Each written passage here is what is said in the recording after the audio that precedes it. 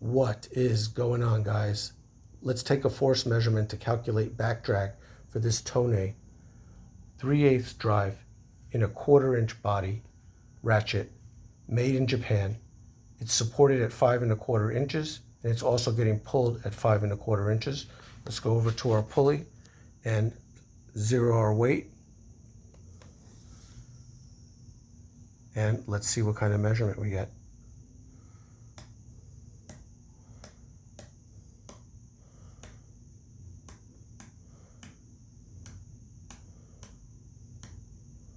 So 14 grams, just doing the normal actuation.